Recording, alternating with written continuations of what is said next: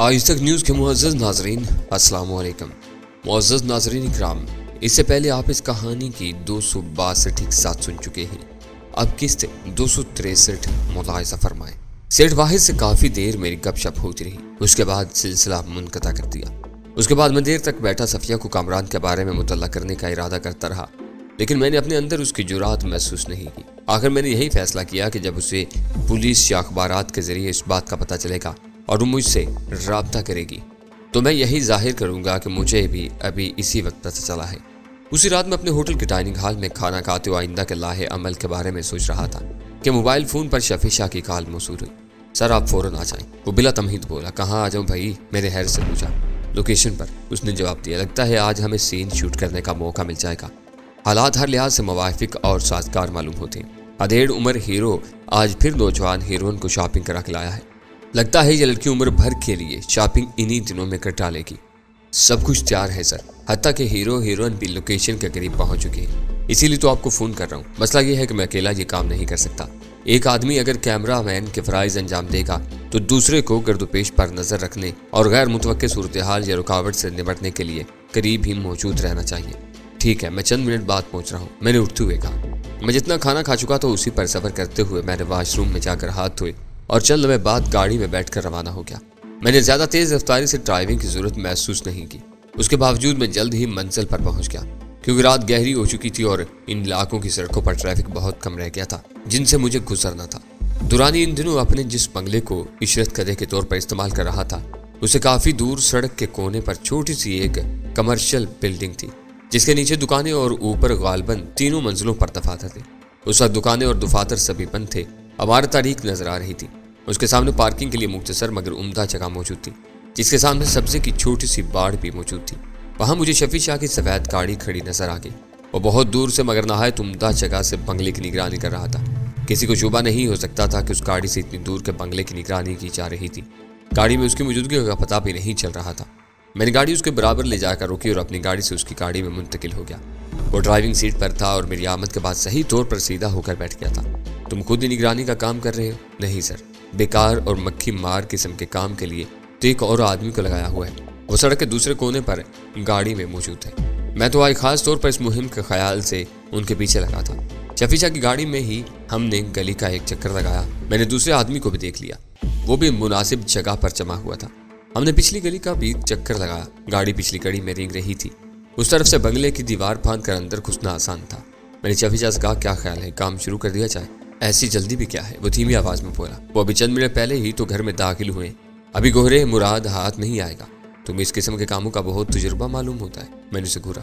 हर माकूल बात तजुर्बे की बुनियाद पर ही नहीं, अकल के सहारे भी की जा सकती है सर। वो दानिशवराना लहजे में बोला। गाड़ी एक बार फिर पहले वाली जगह पर आन खड़ी हुई। बंगला नीम पुरस्कार और नीम तारीख नजर आ रहा था। सिर्फ पोर्च में थोड़ी रोशनी नजर आ रही थी। यकीन से नहीं कहा जा सकता था कि अंदर कोई मौजूद था या नहीं। मैंने शफी शाह से पूछा, अंदर कौन कौन है? सिर्फ एक गार्ड, एक ड्राइवर जो कभी आड़े वक्त में अकेली तमीना के साथ गाड़ी चलाता है, वरना आमतौर पर दुरानी खुद ही तमीना को साथ लिए फिरता है। गार्ड और ड्राइवर के अलावा बस वो दोनों ही है। हमारा हीरो और हमारी हीरोइन, मैंने खुद भी सिर्फ इन चारों को ही देखा है और हमारे आदमी ने जो रिपोर्ट दी है उसके मुताबिक भी उनके सिवा इस घर में कोई और दिखाई नहीं देता। हत्ता कि कोई घरेलू मुलाजिम या मुलाजमा भी नजर नहीं आती। अगर अब हमारे घुसने पर अचानक किसी कोने खुतरे से कोई नामालूम शख्सियत निकलकर सामने आ जाए तो कुछ नहीं कहा जा सकता। उसके लिए भी तैयार रहना ही पड़ेगा। मेरा ख्याल है तुम अब मजीद ताखीर मत करो। मैंने कहा, अंदर चलते हैं। आखिर हमें शूटिंग की इब्तदाई इंतजाम भी तो करने हैं। गार्ड और ड्राइवर को खामोशी से काबू में करना है। बकौल तुम्हारे कोने खुदरे से कोई निकल आया तो उसको भी देखना पड़ेगा। अभी तो ये भी मालूम नहीं कि बेडरूम किस तरफ है। वो तलाश करके खामोशी से कैमरे के लिए कोई जगह भी तलाश करनी पड़ेगी, जो सबसे ज़्यादा मुश्किल काम है। अगर हमें कुछ इंतज़ार करना पड़ा तो अंदर जाकर लोकेशन पर ही कर लेंगे। यही बैठे रहना ठीक नहीं है। जैसे आपकी मर्जी सर। शफी शाह ने कंधे उचका दिए। उसने छोटे साइज का उम्दा केम कार्ड और इंफ्रारेड स्कोप इन्हीं चीज़ों के स्ट्रिप की मदद से कमर से बांधा और हम गाड़ी से उतरकर पैदल अकबी गली की तरफ यूं टहलने के अंदाज में चलती है जैसे रात को इस वक्त दो बेफिक्रों को चहलकदमी की सूझी हो। अकबी गली में तकरीबन तारीकी ही थी। बंगले की अकबी दीवार काफ़ी ऊंची थी, लेकिन यह हमारे लिए कोई मसला न था। अच्छी बात यह थी कि उस दीवार पर मजीद कोई हिफाजती इंतजाम नहीं किए गए थे। पहले मैंने शफी शाह को अपने कंधों पर खड़ा करके दीवार पर चढ़ाया। वो दीवार से नीचे नहीं कूदा, बल्कि उसने दीवार पर ऊंधा लेट कर हाथ नीचे लाकर मुझे चढ़ने में मदद दी। और हम यके बाद दीगरे पंजों के बल अकबिलान पर कूद गए। हमने पहले तो दीवार ही के जेर साया साख्त रहते हुए सुनगुन लेने की कोशिश की, लेकिन बंगला तो जैसे भाई भाई कर रहा था।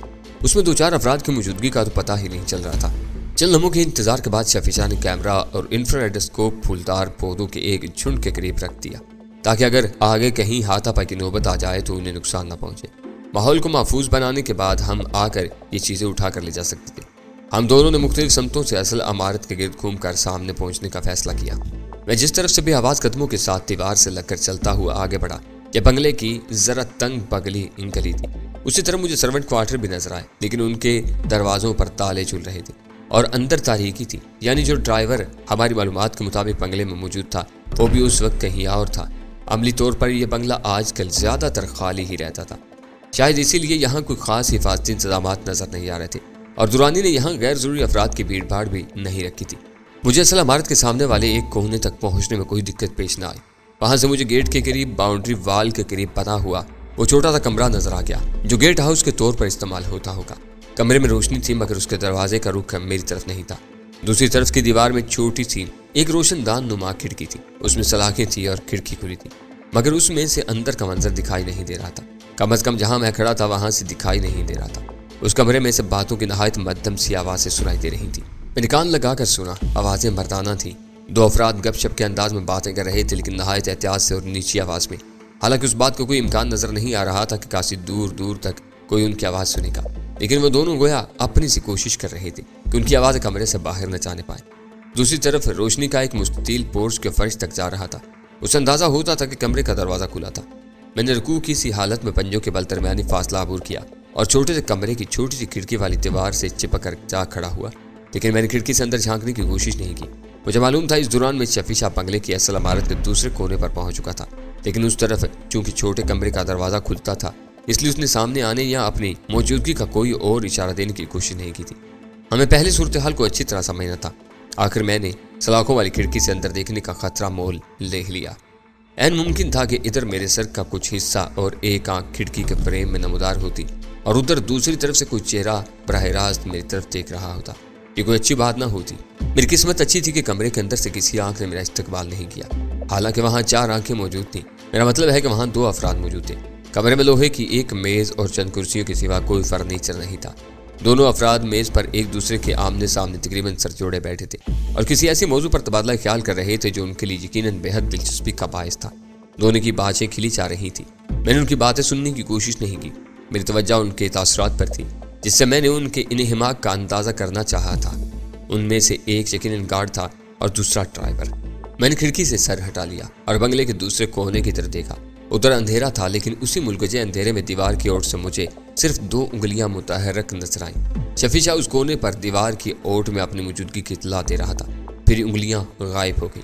चंद सेकंड के तवक्कुफ के बाद शफीशा ने वही पुराना हरबा इस्तेमाल किया, यानी दीवार की ओट में रहते हुए कोई चीज़ फेंक कर मामूली से खटके की आवाज़ पैदा की। मैंने उसी लम्हे एक बार फिर खिड़की के कोने से अंदर झांका। ड्राइवर और गार्ड बातों में उलझे हुए थे, लेकिन गर्दोपेश से बिल्कुल बेखबर मालूम नहीं होते थे। खसूसन गार्ड अपने फ़राइज़ के अंजामदही में बड़ा मुस्तैद मालूम होता था। वो इस खफीफ से खटके पर भी बात अधूरी छोड़कर एकदम उठ खड़ा हुआ। कलशिंकोफ उसके हाथ में आ गई थी। तुमने ये आवाज़ सुनी? उसे ड्राइवर से तस्दीक चाहिए। हाँ, कुछ खटका सा हुआ है, ड्राइवर मुतजब्ज़ब से लहजे में बोला। शायद लान पर बिल्ली ने कुछ गिराया है। आजकल इधर बिल्लियाँ बहुत हो गई हैं। वो भी उठ खड़ा हुआ और घूमकर दरवाजे से बाहर निकलने लगा। मैं ज़रा देख लूँ, गार्ड ने कहा। बिल्ली के बजाय कोई बिल्ला भी हो सकता है, 2 टांगों वाला बिल्ला। आजकल वो भी तो बहुत हो गए हैं। मौका पाते ही हर घर में घुसने की कोशिश करते हैं। वो निरा ही अजड़ जाहिल किस्म का गार्ड नहीं था, थोड़ी बहुत बात करना जानता था। वो मेज़ के अकब से निकलकर दरवाजे की तरफ बढ़ा। ड्राइवर उसके साथ था और यह मेरे हक में बहुत ही अच्छा हुआ था। मैं यही चाहता था कि वो दोनों इकट्ठे कमरे से निकले, उस तरह मेरा काम आसान हो जाता। शफीशा चूंकि उस जगह से कुछ दूर था और दरवाजे का रुख उसी की तरफ पड़ रहा था, इसलिए ज़्यादा जिम्मेदारी मेरे कंधों पर ही आन पड़ी थी। शफीशा का ज़्यादा काम अब सिर्फ मुझे कवर फराम करना रह गया था। उधर वो दोनों दरवाजे से निकलकर कुछ आगे पहुंचे और आंखें फाड़ फाड़ कर मुल्कजे अंधेरे में देखने लगे। इधर मैं भी उनके अकब से दीवार की ओर से दबे कदम मुंह निकल आया। वो दरवाजे से बाहर आने वाली रोशनी के मुस्ततील में खड़े थे, लेकिन अचानक क्यों उन्होंने लान वगैरह का जायजा देने के लिए कोई लाइट ऑन नहीं की। उन्हें 1 आध सेकंड से ज़्यादा देखने की मोहलत भी नहीं मिली। मैंने अकब से यके बाद दीगरे दोनों की गुद्दी पर मशीन पिस्टल का दस्ता रसीद किया। उन दोनों ज़रबों के दरमियान सिर्फ 1 सेकंड से भी कम वक्फा रहा था, वरना ड्राइवर को चीख मारने की मोहलत मिल जाती। शफी शाह ने हैरत अंगेज फुर्ती का मुजाहरा किया। उसी लम्हे गोया उड़कर दीवार की ओर से निकलकर वहां तक पहुंचा। वो दोनों फर्श पर ढेर नहीं होने पाए। उसने उन्हें दोनों बाजुओं पर थाम लिया। मैंने फुर्ती से मशीन पिस्टल जेब में रखा और उन दोनों की टांगें बगलों में दबाकर उठा ली। दूसरे लम्हे हम उन्हें उठाकर वापस कमरे में ले आए। शफी शाह ने अपनी जैकेट की जेबों से नायलून की बारीक डोरी और टेप निकाली। उनके हाथ पांव बांधने और होंठों पर टेप चिपकाने में भी हमने जबरदस्त फुर्ती का मुजाहरा किया और उन्हें मेज की आड़ में डालकर कमरे से निकलाए। कमरे का दरवाजा हमने आहिस्तगी से बंद कर दिया। ये काम हमारी ख्वाहिश के मुताबिक चंद लम्हों में नहायत सफाई से हो गया था और मकान का सुकूत भी कतई मुतासर नहीं हुआ था। उसके बाद हमने एक लम्हा ज़ाया किए बगैर बेआवाज कदमों से बरामदे में पहुंचकर अंदरूनी दरवाजे पर किस्मत आजमाई की और उसे गैर मकफिल पाया। अगर वो मकफिल भी होता तो मुझे उम्मीद थी कि उसकी चाबी कार्ड की जेब या लोहे की उस मेज की किसी तराज में मिल जाती जो बैरूनी कमरे में रखी हुई थी। अब हम दोनों के हाथों में गन्ने थी। मैं नहायत आहिस्तगी से दरवाजा खोलकर अंदर झांका। एक साफ सुथरी और पुरस्कून सी राहदारी कोया मुझे अंदर आने की दावत दे रही थी। उसमें सिर्फ एक छोटा सा ग्लोब रोशन था। मैंने अंदर पहुंचकर उसे भी ऑफ कर दिया, लेकिन यह ख्याल रखा कि स्विच दबाने से खटका ना पैदा हो। राहदारी तारीकी में डूब गई। अब सिर्फ लाउंज की तरफ से कुछ रोशनी आ रही थी, जिसकी वजह से अंधेरा गहरा नहीं था। तुम जाकर कैमरा वगैरह ले आओ, मैं फिलहाल यहीं खड़ा हूँ, मैंने दीवार से चिपक कर खड़े होते हुए कहा। मेरी सरगोशी सुनकर शफी शाह ने मुलगजे अंधेरे में इस बात में सर हिलाया और मध्यम हवा की झोंके की तरह कोई आहट पैदा किए बगैर वहां से रुखसत हो गया। मैंने दरवाजा खुला ही रहने दिया। वहां खड़े खड़े चंद सेकंड के बाद मुझे एहसास हुआ कि मध्यम सी कुछ आवाजें मेरे कानों तक पहुंच रही थी, लेकिन उनकी नोयत का अंदाजा करना जरा मुश्किल था। शायद खासे फासले पर किसी बंद कमरे में नहायत मध्यम आवाजें टीवी या रेडियो पे चल रही थी। यह भी एक सहूलत थी जिससे हम आसानी से जान सकते थे कि दुरानी और जमीला किस कमरे में मौजूद थे। हमें पूरे बंगले में टामकटूइयां मारने की जरूरत नहीं थी। शफी शाह जल्द ही लौट आया। उसने कैमरा और इंफ्रारेड स्कोप मुझे थमा दिया। मैंने गन जेब में रख लिया और हम दबे कदमों आगे बढ़े। लाउंज में रोशनी थी, लेकिन वहां कोई नहीं था। साइड बोर्ड पर वहां भी एक टीवी मौजूद था, लेकिन वो बंद था। कहीं और टीवी चलने की आवाज अब जरा सी वाज़ेह हो गई थी। उसने हमारी रहनुमाई की और हम दीगर कमरों के बंद दरवाजों को छोड़ते हुए उस कमरे के सामने जाकर के उस कमरे के दरवाजे के नीचे रोशनी की पतली सी लकीर भी दिखाई दे रही थी और बड़ी सी खिड़की पर गो के पर्दे फैले हुए थे, लेकिन उनके अखब में रोशनी का एहसास हो रहा था। उस खिड़की और दरवाजे के सिवा कमरे में झांकने का कोई और रास्ता नहीं था और ये दोनों रास्ते भी बंद थे। दरवाजा वैसे ही बंद था, खिड़की के शीशों वाले पट भी बंद थे और अंदर पर्दे फैले हुए थे। लेकिन करीब पहुंचकर मैंने खिड़की का पूरी तरह जायजा लिया तो एक तरफ मुझे अमूदी पट्टी की तरह तकरीबन आध पौन इंच चौड़ी जगह खाली दिखाई दे गई, जिसको ढांपने से पर्दा कासे रहा था। उसे बहुत ज्यादा एहतियात से नहीं फैलाया गया था। मैंने उस पट्टी पर आंख जमाकर शीशे से अंदर का मंजर देखा और मेरे असाब को खासा जोरदार झटका लगा। तहमीना शानदार डबल बेड पर ऊंधी लेटी हुई थी और जिस हालत में लेटी हुई थी उस पर अचानक नजर पड़ना इंसान के सर पर कुछ छोटा मोटा हथौड़ा पड़ने के बराबर था। सामने ही साइड बोर्ड पर टीवी चल रहा था, जिसका रिमोट कंट्रोल तहमीना के हाथ में था। टीवी यकीनन वीसीआर से मुंसलिक था, उसके करीब ही रखा था। ये एक अजीब सितम जरीफाना किस्म का इत्तेफाक था कि वीसीआर के जरिए जो कुछ वो देख रही थी उसी से मिलती जुलती कोई छोटी मोटी चीज तैयार करने की फिक्र में हम कैमरा वगैरह उठाए इतने जतन करते यहाँ तक चले आए थे। जिन्हें हम फिल्माना चाह रहे थे वो पहले ही वहां बैठे उसी किस्म की मगरबी फिल्म से लुत्फ अंदोज हो रहे थे। अचानक मुझे ख्याल आया कि बेड पर वो अकेली थी। दूसरे लम्हे दुरानी मुझे बाथरूम के दरवाजे पर खड़ा नजर आया। वो दांत बुरुश कर रहा था, मगर महज दांत बुरुश करने के लिए कोई उस हालत में नहीं आ सकता था जिस हालत में वो था। वो भी बसंत इश्तियाक टीवी की तरफ देख रहा था। उसकी आंखें सुर्ख हो रही थी और हल्कों से उबली पड़ रही थी। वो बाथरूम के दरवाजे पर ही खड़े खड़े और बुरुश करते करते हल्क से अजीब खगियाई हुई सी आवाजें निकाल रहा था। गाहे गाहे वो तहमीना पर भी नजर डाल लेता था और गोया रेशा खत्म होने लगता था। उसके बरक्स तहमीना नहायत पुरस्कून अंदाज में गहरी नजर से फिल्म देख रही थी। उसके अंदरूनी कैफियत के बारे में कम अज कम बंद कमरे से बाहर खड़े होकर तो कुछ कहना मुश्किल था। अलबत्ता ज़ाहिरी तौर पर उसका अंदाज नहायत संजीदा मुतबिराना नजर आ रहा था। वो लुत्फानंदोज होने के बजाय गोया किसी मुआलदाती और मुशाहिदाती काम में महक थी।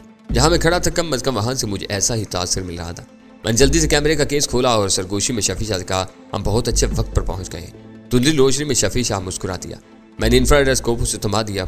उसे इस्तेमाल करने की कोई जरूरत नहीं थी। कमरे में काफी रोशनी थी और मुझे उम्मीद थी कि वो दोनों लाइट ऑफ नहीं करेंगे। दफतन दुरानी बेताबी से मुड़ा और बाथरूम में चला गया। मुझे अंदाजा हो गया कि वो कुलियां करने गया था और जल्द ही बरामद हो जाएगा। मैंने जल्दी से कैमरा ऑन करके अपनी आंख की जगह उसका लेंस शीशे पर टिका दिया। बाथरूम से उसके बरामद होने का शॉट खासा दिलचस्प नजर आ सकता था। कमरे में देखने के लिए हमें पर्दे के किनारे पर जो उमूदी सी पट्टी झुरी के तौर पर दस्तयाब थी उस पूरे कमरे को तो सही तौर पर कवर नहीं किया जा सकता था, लेकिन हमारे मकसद के लिए इतना ही काफी था। शीशे से आंख लगाकर जिस हद तक मैं देख सकता था, उस हद तक कैमरा भी देख सकता था और दिखा सकता था। हत्ता कि मैं टीवी को भी शूट कर सकता था, जिससे मालूम हो सकता था कि वो लोग क्या देख रहे थे। दुरानी शायद उल्टी सीधी कुलियां करके मेरे अंदाजे से कुछ ज्यादा ही जल्दी बाथरूम से बरामद हुआ और अच्छी भली उम्र का आदमी होने के बावजूद जवानों की फुर्ती और बेताबी से 2 कलांचे भरकर उछलकर बेड पर जा गिरा। तमीना ने रिमोट हाथ से रख दिया और टीवी से नजर हटा ली। उसके बाद उसकी शख्सियत के कुछ नए जाविये ही मुझ पर मुंकशफ होते गए।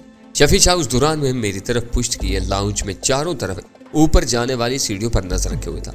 आखिर मैंने एक हाथ से उसका कंधा छूकर उसे अपनी तरफ मुतवज्जा किया और सरगोशी में कहा, बाकी शूटिंग तुम करो। वो भी सरगोशी में बोला, सर मैंने पहले भी एहतियात किया था, अब एक बार फिर कर रहा हूँ। ये कोई अच्छी बात नहीं है कि इस काम को आप घटिया और सब्र आजमा महसूस करने के बाद मेरे सुपुर्द कर रहे हैं। आप पहले ही इस इरादे का इजहार कर चुके थे। वो ये सब कुछ क्या जरूर रहा था, लेकिन उसी दौरान में कैमरा थाम चुका था और मेरी पोजीशन संभाल रहा था। गन उसने जेब में रख ली थी। मैंने बेआवाज तरीके से उसकी पीठ थपकते हुए कहा, हौसला करो नौजवान, जूनियर और छोटा होने के कुछ नुकसान तो होते हैं। अब उसकी जगह मैंने गन निकाल ली और निगरानी करने लगा। हम ये इत्मीनान तो कर चुके थे कि निचली मंजिल पर दुरानी और तमीना के सिवा कमरे में कोई मौजूद नहीं था, लेकिन हमने ऊपर जाने की जहमत नहीं की थी। हमें ज्यादा उम्मीद तो यही थी कि ऊपर भी कोई मौजूद नहीं था, लेकिन अगर अचानक सीढ़ियों पर कोई नमूदार हो जाता तो उसका बंदोबस्त करना पड़ता। कुछ देर बाद शफी शाह कैमरे से आंख हटाकर मेरी तरफ गर्दन घुमाते सरगोशी में बोला, सर इस जगह से सीन कुछ अच्छा शूट नहीं हो रहा, कैमरे को ज्यादा हिलाया चुलाया नहीं जा सकता। अब हम दरवाजा खोल कर तो अंदर जाने से रहे। मैंने सरगोशी में जवाब दिया, हमें इस फिल्म को किसी आलमी मुकाबला फहाइशी में भेजकर अवार्ड हासिल नहीं करना है। बस तुम ये ख्याल रखो कि दुरानी और ये लड़की आसानी से शनाख्त हो सके, और हमें ज्यादा वक्त भी ज़ाया करने की जरूरत नहीं है। हमारे पास बस एक नमूना, एक मिसाल होनी चाहिए। इससे यह साबित करना आसान हो जाएगा कि दुरानी किस कबील का आदम है। तुम ज्यादा फनकारी दिखाने के चक्कर में ना पड़ो। ओके सर, वो मुस्तद्दी से बोला, डायरेक्टर तो आप ही हैं, मैं तो सिर्फ कायम मकाम कैमरामैन हूँ। 2-3 मिनट बाद वो बोला, हमारा मकसद तो इतनी फिल्म से बखूबी पूरा हो जाएगा, बस तो फिर चलो कैमरा ऑफ करो। मैंने हदायत की, जितनी जल्दी हम इस बेहुदा काम से छुटकारा पाले इतना ही अच्छा है। शफीजा ने कैमरा बंद किया और हम नहायत खामोशी से बाहर आ गए। हमने गेट हाउस में झांका, गार्ड और ड्राइवर अभी तक बेहोश ही थे। हमने उनके हाथ पांव खोल दिए और मुंह से टेप भी हटा दी। होश में आने के बाद जब उन्हें अंदाजा होगा कि घर में कोई डाका नहीं पड़ा है, कोई चोरी नहीं हुई है, तो शायद ये दुरानी से उस वाक़े का जिक्र ही न करे। मैंने उम्मीद जाहिर की, और अगर जिक्र किया भी तो सब हैरान होते रहेंगे कि आखिर उन्हें बेहोश करने वालों का मकसद क्या था। सफी शाह ने जवाब दिया, हम जिस रास्ते और जिस तरीके से आए थे उसी रास्ते और उसी तरीके से वापस गली में पहुंच गए, और कुछ देर बाद दोबारा शफी शाह की गाड़ी में जा बैठे। शफी शाह कैमरा वगैरह पिछली सीट पर रखते हुए इत्मीनानियत की सांस लेकर बोला, ये काम तो खिलाफतों को बहुत ही आसान साबित हुआ। बेशक, मैंने तायद की, काश हम दुरानी और तमीना के ताउन का शुक्रिया अदा कर सकते। गार्ड और ड्राइवर को भी हमारी पहली कोशिश पर ही बर वक्त बेहोश होकर हमारा काम आसान बनाने का शुक्रिया कहना चाहिए था। वो भी हमारे शुक्रिया के मुस्तहिक यकीनन शफी शाह ने सरिला। हम उनके लिए दुआ गो रहेंगे। अब क्या प्रोग्राम है? आज का सबसे अहम प्रोग्राम यही था। कल जिस कदर जल्द मुमकिन हो सके तुम इसकी एक कापी तैयार करके सबसे पहले मुझे पहुंचा दो और 2-3 कापियां मुख्तलिफ जगहों पर महफूज कर दो। मैंने हदायत की। फिर पूछा, दुरानी के प्रॉपर्टी के सबूत हासिल करने के सिलसिले में काम शुरू हो गया है ना? जी हाँ, मेरे आदमियों को लगा दिया। उसने जवाब दिया, कोशिश करो कि उसके बैंक अकाउंट्स का भी पता चल सके। वैसे ये काम सबसे ज्यादा मुश्किल है। ऐसे लोग ज्यादातर सरमाया ऐसे शोबों में इन्वेस्ट किए रखते हैं जहां उनका सुराग लगाना मुश्किल हो जाता है। बैंकों या मालियाती इदारों में उनकी रकमें हों तो वो भी ऐसे तरीकों से रखी जाती हैं कि उन्हें तलाश करना समंदर में किसी एक खास मछली को तलाश करने के मुतरादिफ होता है। बहरहाल दुरानी बहुत ही अहम महकमे में बहुत ही अहम ओहदे पर है और हर एतबार से जीप भर के करप्ट है। मालूम नहीं कब से और किस हिसाब से दौलत समेट रहा होगा। मुझे यकीन है कि कीमती जायदाद के अलावा इसके पास अच्छा खासा सरमाया भी होगा, लेकिन इसका सुराग लगाना बहुत मुश्किल होगा। वो तो अपने जैसे लोगों, टैक्स चोरों, ब्लैक मार्केटों, स्मगलरों और गबन वगैरह करने वालों को पकड़ने पर मामूर है। वो तो खुद न जाने कितने हथकंडों से वाकिफ होगा। ऐसे लोग अपने जराइम का सुराग कहाँ छोड़ते हैं? हम अपनी सी कोशिश करेंगे। बैंकों और इन्वेस्टमेंट के इदारों में अपने जो कनेक्शंस हैं उनसे कुछ काम लेने की कोशिश करेंगे और दूसरी डोरियां भी हिलाएंगे। शफी शाह ने जवाब दिया। वो किसी भी मामले मायूस होने वाला आदमी नहीं था। हाँ, कोशिश करने में कोई हर्ज नहीं। मैंने उसकी तायद की। मैं अब चलता हूँ। इस सिलसिले में मुझे हर मरले के बारे में इतला देते रहना। फिर मैं उसे शब बखैर कहकर उसकी गाड़ी से उतर कर अपनी गाड़ी में बैठा और होटल वापस आ गया। मुझे अपना रात का खाना छोड़कर जाना पड़ा था। यह सदमा मैं अभी भूला नहीं था, इसलिए मैंने दोबारा खाना मंगवा कर ये दुख दूर किया। फिर अपने कमरे में जाकर सो गया। दूसरे रोज दोपहर के करीब में अपने ऑफिस में बैठा था कि अचानक दरवाजा खुला और मैंने सफिया को सामने पाया। वो दरवाजे ही से टेक लगाकर खड़ी हो गई। उसकी आंखें सुर्ख और मुतवर्रम थी, चेहरे पर एक अजीब सी वहशत थी। उसका एक हाथ अपनी शोल्डर बैग पर था और वो एक टुक मेरी तरफ देखे जा रही थी। उस सफिया से काफी मुख्तलिफ नजर आ रही थी जिससे अब तक मेरी मुलाकात होती रही थी। मेरा माथा ठिनका, लेकिन दूसरे ही लम्हे मेरी समझ में आ गया कि बात क्या हो सकती थी। तहम मैंने अपनी जगह से उठते हुए और अपना लहजा खुशगवार रखने की कोशिश करते हुए कहा, खैरियत तो है सफिया? इतनी परेशान से क्यों नजर आ रही हो और ये दरवाजे पर ही क्यों खड़ी हो गई हो? यहाँ आकर बैठो। मैंने कुर्सियों की तरफ इशारा किया, मगर जब वो अपनी जगह से ना हिली और वहीं खड़ी एक टुक मेरी तरफ देखती रही तो मैंने उसकी तरफ कदम बढ़ाया। मैं उसके करीब पहुंचा तो वो अचानक ही मेरे सीने से आने लगी और फूट फूट कर रोने लगी। सीने से लग कर रोती हुई लड़की का तस्वुर भी मेरे लिए एक आजमाइश से कम नहीं था, लेकिन मैंने कुछ देर उसे रोने दिया।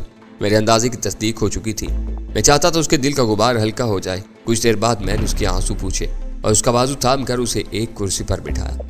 इतनी सी देर में उसकी हालत काफी बेहतर हो चुकी थी। बात क्या है सफिया? मैंने अपनी जगह पर जाकर बैठते हुए मुलायमा से पूछा। उसने सर उठाकर मजरूसी नजरों से मेरी तरफ देखा। उसकी आंखें अभी भीगी हुई थी और उनमें गुलाबी टोरे तैर रहे थे। आप अब भी अनजान बने रहने की अदाकारी जारी रखेंगे? बहुत हौसले वाले आदमी हैं आप, वो आंसू से भीगी आवाज में बोली। मैंने एक बेनुमान से शर्मिंदगी महसूस की और मैं एक लम्हे के लिए खामोश रहा। वो गोया मजीद कुछ संभलते हुए बोली, आई एम सॉरी, मेरा ख्याल है मुझे इतना जज्बाती नहीं होना चाहिए था। मैंने तो बड़ी गैर जज्बाती, दुनियादार, बेहिस, बल्कि किसी हद तक सफाक बनने की मशक कर रखी थी, मगर अभी कच्ची हूं ना, पहले ही चोट पर बिखर गई। मैंने अब भी कुछ बोलने से गुरेज किया और खामोशी से उसकी तरफ देखता रहा। आखिर वो गोया एहतमाम हुज्जत के लिए बोली, मैं कुछ देर पहले दूसरे रिश्तेदारों के साथ कामरान की लाश देकर आ रही हूँ। पुलिस ने हमें बाज़ाब्ता शनाख्त के लिए बुलाया था।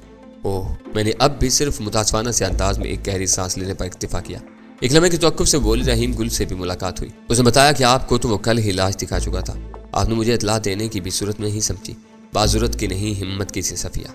आखिर मैं धीमे लहजे में कहा, मैं वाकई तुमसे बहुत ज्यादा मुआज़रत खा हूँ कि इस खबर को छुपाए बैठा रहा, लेकिन यकीन करो मैं ये खबर तुम्हें सुनाने की हिम्मत अपने अंदर नहीं पा रहा था। मेरा बस चले तो मैं दुनिया में किसी को भी इस किस्म की कोई खबर ना सुनाऊं। मैं अभी तक इसके लिए हिम्मत ही जमा कर रहा था और दुआ कर रहा था कि तुम्हें किसी और ही जरिए से इस बात का पता चल जाए तो बेहतर है। मेरी इस कम हिम्मती पर तुम मुझे मजीद लान तन करना चाहो तो कर सकती हो, बुरा नहीं मनाऊंगा। I am sorry. अब उसकी माजरत का लहजा दूसरा था।